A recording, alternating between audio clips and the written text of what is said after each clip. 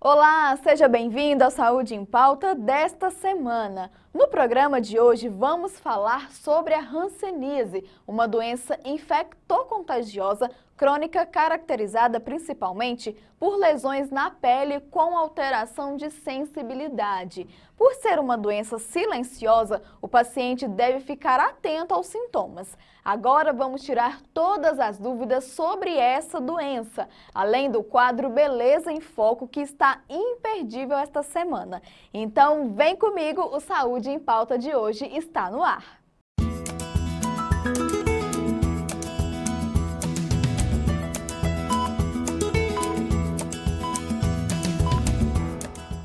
A hanseníase é uma condição que durante muitos anos foi conhecida como lepra, sendo que seu diagnóstico fazia com que os pacientes fossem vítimas de preconceito, já que ela é crônica e transmissível para outros indivíduos. A hanseníase é causada por uma bactéria e atinge de forma majoritária a pele e alguns nervos periféricos, fazendo com que o paciente perca, por exemplo, a força muscular e a sensibilidade tátil e a dor.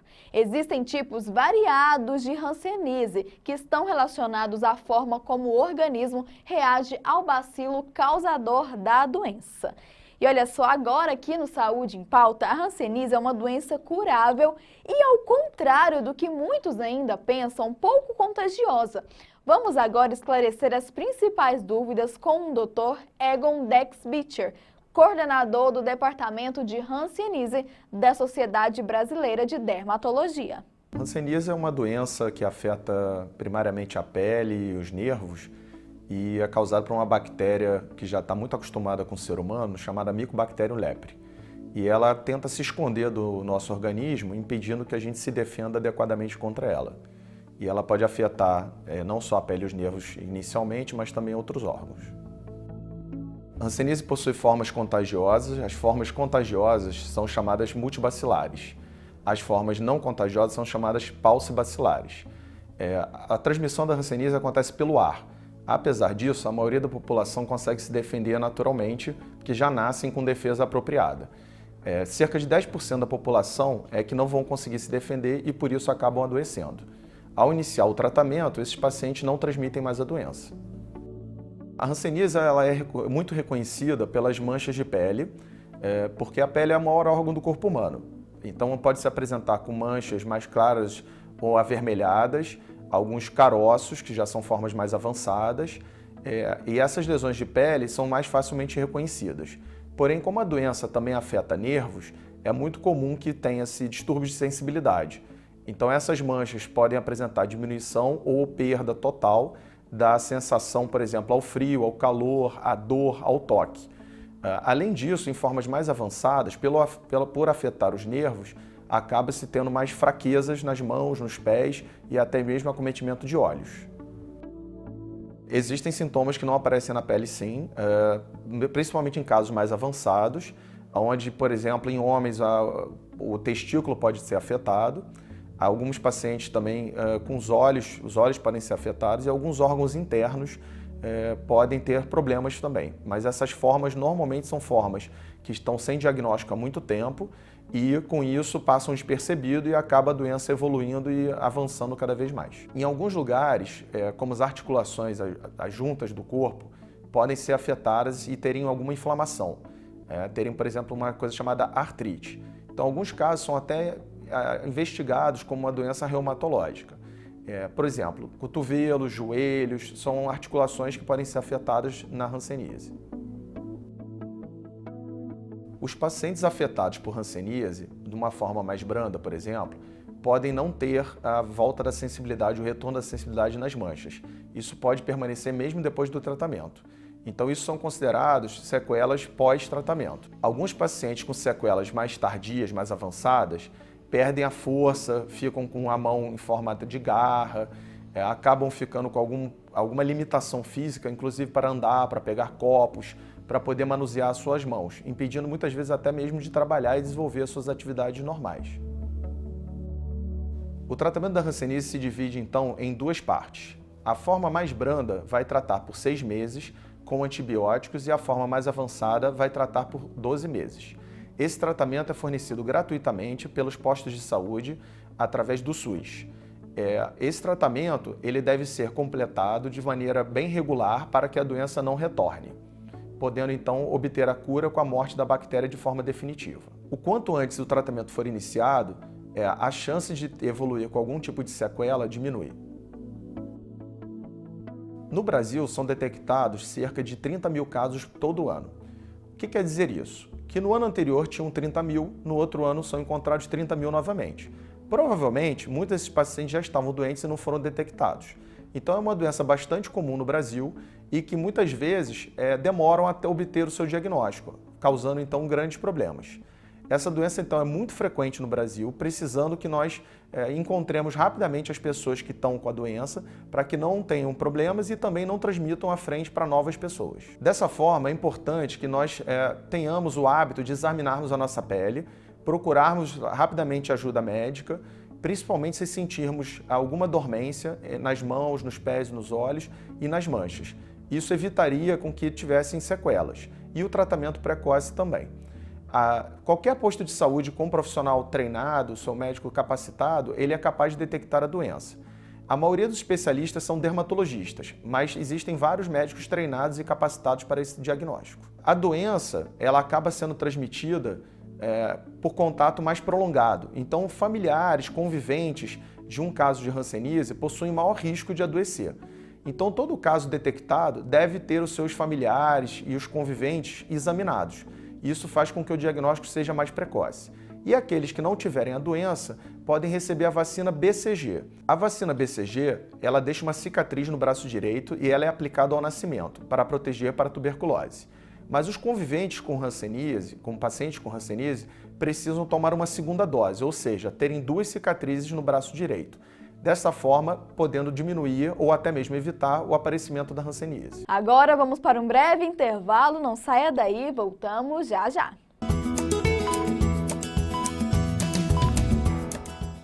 Na Fábrica de Abdômenes você encontra os melhores tratamentos de estética corporal e facial de forma personalizada, como laser terapia, drenagem, limpeza de pele, botox e muito mais.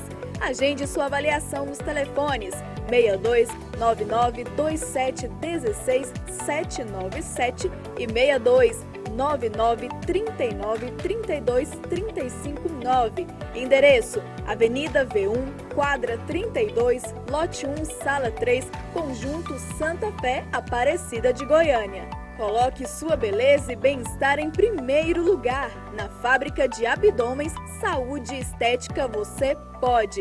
Estamos prontas para te atender.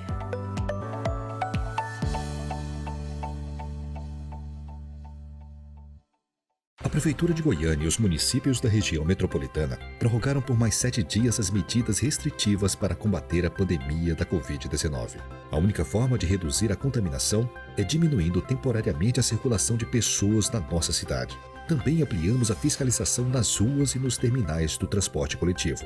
Vivemos hoje o pior momento da pandemia em nosso país, e ignorar isso é colocar em risco a vida da nossa população. Quanto mais evitarmos a circulação de pessoas nas ruas por agora, mais rápido retornaremos nossas rotinas. Nos últimos 2 meses, a Prefeitura abriu 118 leitos de UTI exclusivos para a Covid e alcançamos o maior número de UTIs ativas da história. Mas sem medidas de restrição, o vírus continuará avançando e tirando vidas. A taxa de ocupação das UTIs chegou quase ao limite da capacidade mesmo com a ampliação dos leitos. Estamos travando uma verdadeira guerra contra a Covid-19, mas somente juntos venceremos esse mal. Nos últimos tempos, aprendemos que cuidar está nas pequenas ações e em grandes atos de coragem. E assim, nos cuidando, salvamos milhares de vidas. Depois de muito trabalho, o governo de Goiás já vacinou 60% dos trabalhadores da saúde, incluindo todos os profissionais da linha de frente. Também foram vacinados idosos e pessoas com deficiência vivendo em instituições e população indígena em seus territórios. Agora serão imunizados idosos acima de 85 anos e, em seguida, acima de 80 anos. O agendamento deve ser feito pelo site www.go.gov.br/vacina Goiás. Continue respeitando o distanciamento, use máscara e álcool em gel. Governo de Goiás. Vacinar salva vidas.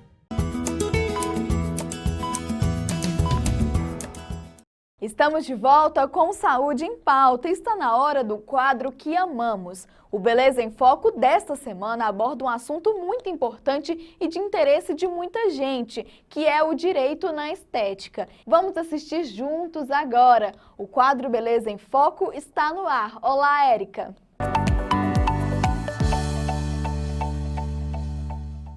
Olá, Brunelli, e um oi muito especial para você aí de casa. O Saúde em Pauta de hoje está maravilhoso e é claro que nós não iríamos ficar de fora. O tema de hoje vai relacionar direito e estética.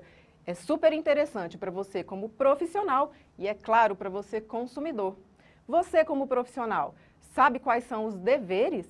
E você consumidor já parou para pensar quais são os seus direitos quando faz um tratamento estético?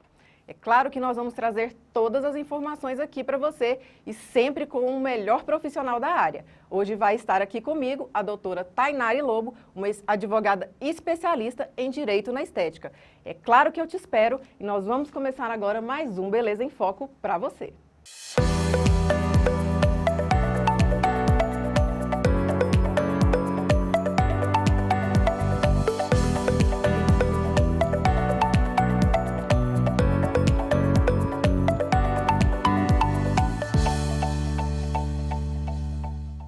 Bom, pessoal, nós estamos aqui com a nossa convidada, a doutora Tainari, advogada e especialista na área de direito na estética. Doutora, muito bem-vinda ao programa. Obrigada, o prazer é meu de estar aqui. Acho incrível essa oportunidade de levar esse tipo de conhecimento aos profissionais e me sinto muito honrada pelo convite. Nós que agradecemos a sua presença. Bom, eu quero começar fazendo uma pergunta pessoal para você. Por que essa escolha do direito na estética? Bom, eu me vi num momento em que eu olhava para a minha carteirinha da UAB e me perguntava o que eu tinha que fazer. Eu não tinha encontrado ainda uma missão, algo que me relacionasse diretamente a algo que eu gostava de fazer. Então, pensei diversas vezes em trocar de profissão, pensei até em cursar outra faculdade, até que viajando a trabalho, inclusive com uma empresa de dermocosméticos, uma das profissionais que estavam nessa empresa me perguntou por que eu não advogava na estética. Fiquei com essa pergunta latente na minha cabeça durante um bom tempo, até que uns 2 meses depois eu aceitei esse desafio e aí acabou nascendo o projeto do direito na estética. Que é incrível, né, gente? Vamos combinar que ela está arrasando no mundo da estética. Então vamos lá, separei algumas perguntas aqui de telespectadores para a gente esclarecer o máximo possível que a gente aproveitar aqui no programa. Bom, doutora, quais são os profissionais que podem atuar na estética, seja de nível superior ou não? Bom, de nível superior nós temos aí profissionais da saúde que se especializam em saúde estética. Então nós temos desde dentista até biólogo, né, que entrou também recentemente em dezembro, no dia 24 de dezembro, foi autorizado para que biólogos também pudessem ser profissionais da estética. Então nós temos farmacêuticos, enfermeiros, biomédicos, biólogos, odontólogos, fisioterapeutas também, que recebem a nomenclatura de dermatofuncionais, né? Então nós temos aí todas essas aberturas a nível superior, além do próprio esteticista e o tecnólogo em estética, né? Que por lei eles são equiparados. A legislação traz que o esteticista é considerado, que o profissional que é considerado esteticista é aquele graduado em curso superior que tem a concentração de conteúdo, ou seja, concentração de matéria em cosmética e estética, né?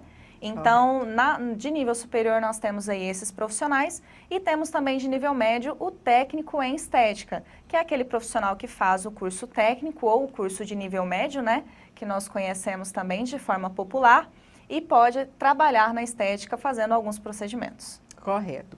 Sobre procedimentos injetáveis, como por exemplo botox, preenchimento, quais são os profissionais que podem legalmente estar fazendo esses procedimentos?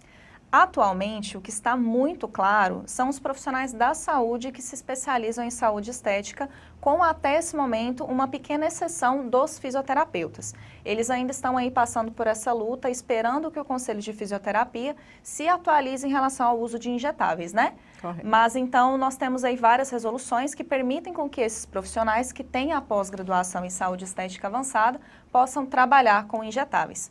A abertura que nós temos para uma outra para uma outra possibilidade é dos esteticistas, porque afinal de contas a legislação do esteticista, ela não diz que não pode realizar. Certo. Ela fala que o profissional pode realizar procedimentos corporais, faciais e capilares, usando-se de equipamentos, cosméticos e técnicas. Então essas técnicas o que seriam?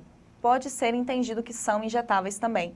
Mas aí esse profissional precisa de uma certa especialização, ele precisa de uma pós-graduação, de um mestrado, algo também do nível superior que possa agregar nesse conhecimento para que esse profissional, assim como os profissionais da saúde, que se especializam através de pós-graduações, ele também tenha uma pós-graduação e possa trabalhar com injetáveis. E sobre cursos livres, doutora? Por exemplo, eu quero começar no mundo da estética e faço um curso de drenagem linfática no instituto, capacitado. Eu posso sair atuando? Esse curso livre me dá o direito de atuar na drenagem linfática, por exemplo? Sobre os cursos livres é um tema muito delicado, porque existem alguns profissionais que inclusive acabam reduzindo a capacidade de conhecimento, né, levado à população sobre os profissionais da estética que são capacitados. Então, por exemplo, existem várias pessoas que fazem cursos livres, se nomeiam como esteticistas, mas na verdade não são. Então, nós temos que tomar muito cuidado sobre os cursos livres que são realizados. Existem alguns cursos que eles são de aperfeiçoamento de técnicas, ou seja, quem pode fazer esses cursos são pessoas que já têm domínio da técnica, já têm capacitação para realizar aquela técnica e apenas vai aperfeiçoá-la. Nós temos aí diversos cursos que trabalham com harmonização facial, que levam até alguns nomes que os próprios profissionais inventores dessas técnicas ou pessoas que replicam essas técnicas dão, e aí essas pessoas podem aperfeiçoar as suas técnicas através desses cursos. Mas nós temos outros cursos também que eles não dependem de alguma legislação pertinente. Então, nós temos aí alongamento de unhas, nós temos maquiagem, sobrancelhas, e alguns profissionais da estética gostam de trabalhar com a beleza de modo geral, né? Alguns profissionais fazem aí um procedimento de limpeza de pele, por exemplo, e já entrega logo em seguida um design de sobrancelhas no seu próprio local de atendimento. Então, existem alguns cursos livres que dependem de uma certa base para que o profissional possa realizá-los, como a drenagem linfática, por exemplo.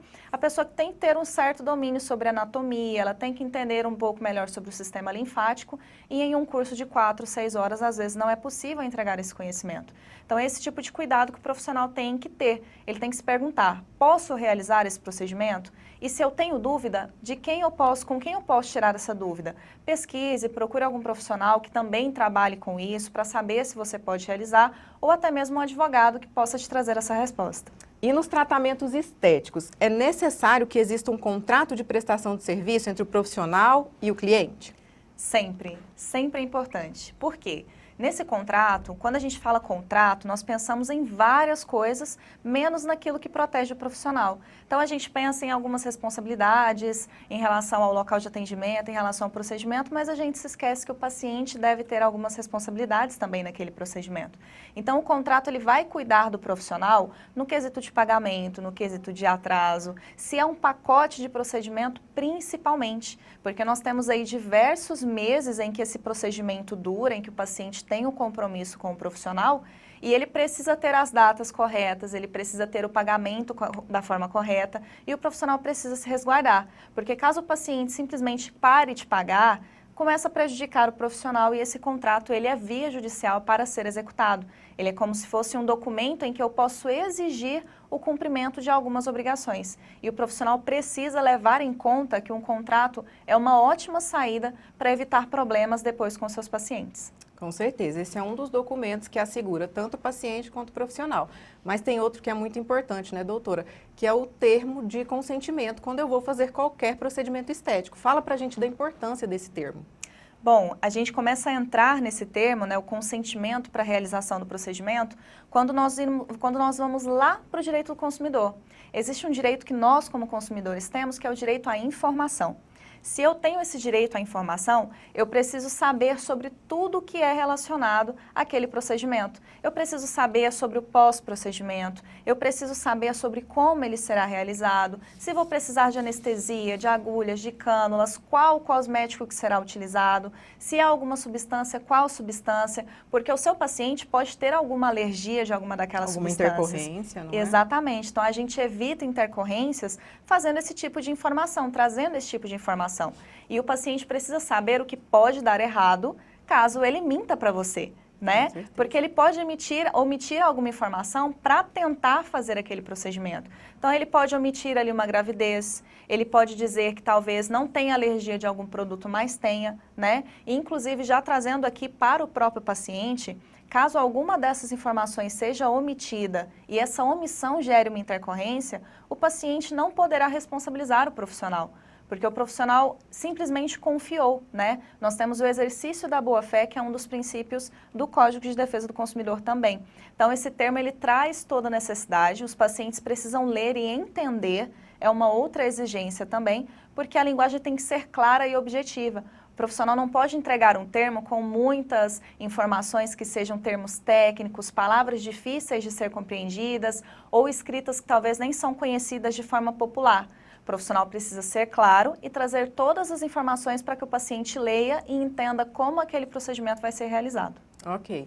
Então, você que é profissional, nunca deixe, né, de estar preenchendo esse termo. Você, como paciente, não minta e não omita nada, porque é para o seu benefício. Bom, para finalizar, eu quero te fazer uma pergunta. Quais são os procedimentos que têm mais gerado processos na justiça atualmente? Bom, existem diversos procedimentos, a gente não consegue nem listar assim, mas o que eu como advogada acabo atuando bastante são o uso da toxina botulínica em excesso, né? Nós temos aí o risco de uma pitose com muita facilidade se é colocado muito produto ou se é administrado de forma incorreta.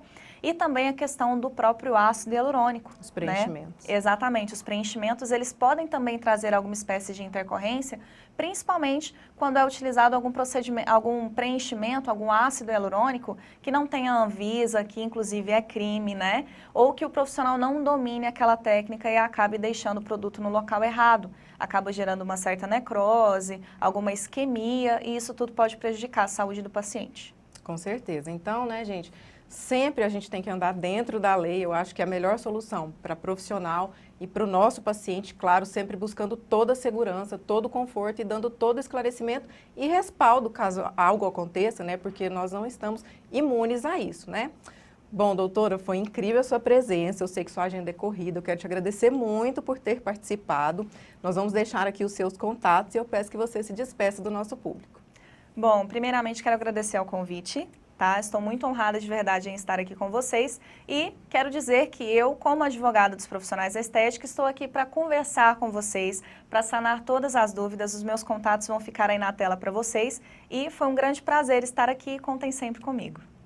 Gente, o Beleza em Foco de hoje vai ficando por aqui mais uma vez. Eu agradeço a sua companhia e é claro que eu vou te esperar no próximo encontro.